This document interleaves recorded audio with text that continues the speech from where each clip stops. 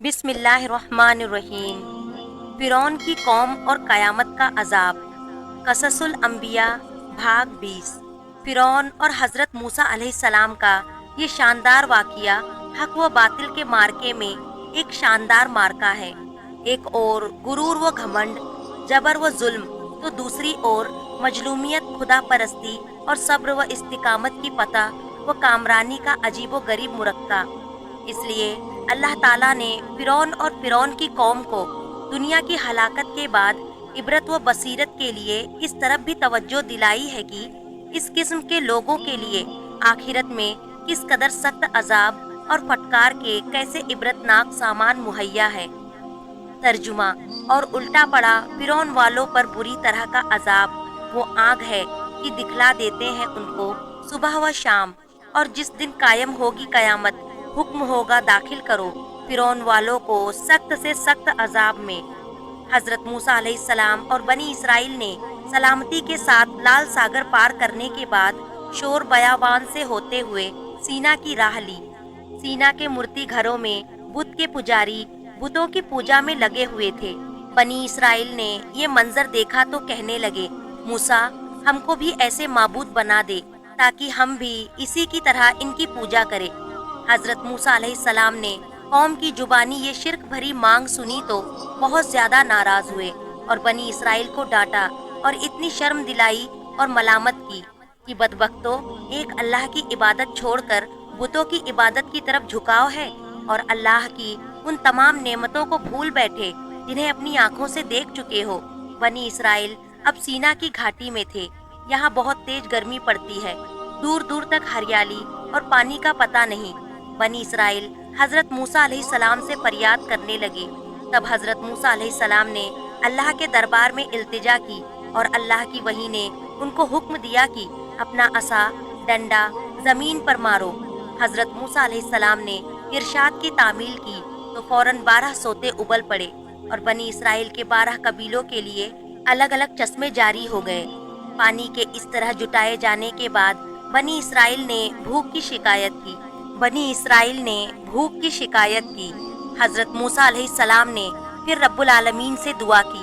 حضرت موسیٰ علیہ السلام کی دعا قبول ہوئی اور ایسا ہوا کہ جب رات بیت گئی اور صبح ہوئی تو بنی اسرائیل نے دیکھا کہ زمین اور پیڑوں پر جگہ جگہ سفید اولے کے دانے کی طرح اوس کی شکل میں آسمان سے کوئی چیز برس کر گری ہوئی ہے۔ کھایا تو بہت میٹھے حلوے کی طرح تھی۔ یہ منا تھا، اور دن میں تیز ہوا چلی اور تھوڑی دیر میں بٹیروں کے جھنڈ زمین پر اترے اور پھیل گئے۔ بنی اسرائیل ان کو بھون کر کھانے لگے۔ یہ سلوا تھا۔ اب بنی اسرائیل نے گرمی کی تیزی اور سائے دار پیڑوں اور مکانوں کی راحت میسر نہ ہونے کی شکایت کی تو پھر حضرت موسیٰ علیہ السلام نے اللہ تعالیٰ سے دعا کی جو قبول ہوئی، اور آسمان پر بادلوں کے پرے بنی اسرائیل پر سایہ فگن ہو گئے، اور بنی اسرائیل جہاں بھی جاتے بادل سایہ فگن رہتے۔ اللہ کی ان مہربانیوں اور بخششوں کا بنی اسرائیل شکر تو کیا ادا کرتے۔ ایک دن جمع ہو کر کہنے لگے، موسیٰ ہم روز ایک ہی کھانا کھاتے رہنے سے گھبرا گئے ہیں۔ ہم کو اس منا و سلوا کی ضرورت نہیں ہے۔ اپنے اللہ سے دعا کرو کہ وہ ہمارے لیے زمین سے واکلا، کھیرا، ککڑی، مسور، لہسن، پیاز جیسی چیزیں اگائے تاکہ ہم خوب کھائیں۔ جواب میں حضرت موسیٰ علیہ السلام نے کہا، ترجمہ کیا تم بہتر اور عمدہ چیز کے بدلے میں گھٹیا چیز کی خواہش کرتے ہو؟ کسی شہر میں جاؤ، قیام کرو، بے شک وہاں یہ سب کچھ مل جائے گا جس کے تم طلبگار ہو۔ حضرت موسیٰ علیہ السلام سے اللہ کا وعدہ تھا کہ جب بنی اسرائیل غلامی سے آزاد ہو جائیں گے تم کو شریعت دی جائے گی۔ اب حضرت موسیٰ علیہ السلام کی وحی کے اشارے طور پر پہنچے اور وہاں اللہ کی عبادت کے لیے اعتکاف کیا۔ ترجمہ اور ہم نے موسیٰ سے 30 راتوں کا وعدہ کیا تھا، راتیں بڑھا کر اسے پورے 40 کر دیے۔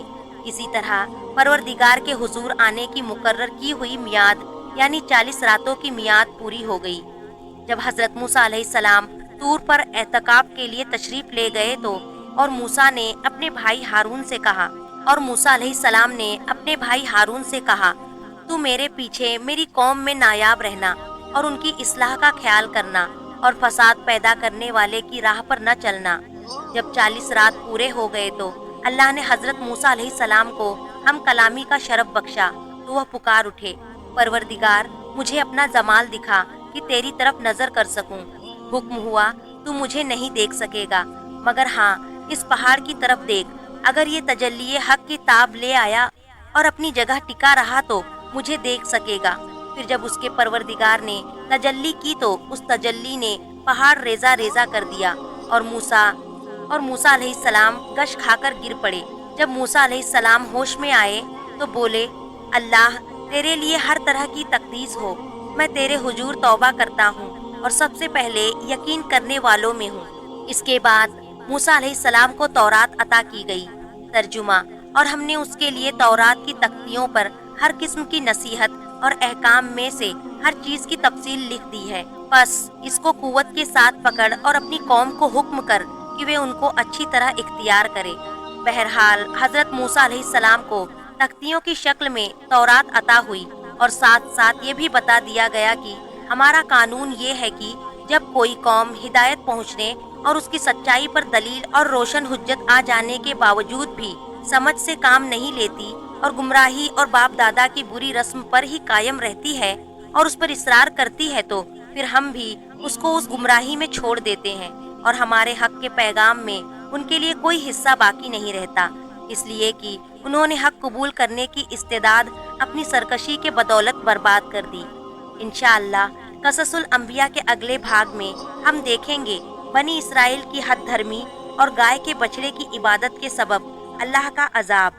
آپ حضرات سے التجا ہے اسے زیادہ سے زیادہ شیئر کریں اور میرے چینل کو ضرور سبسکرائب کریں اور کمنٹ میں اللہ اکبر ضرور لکھیں۔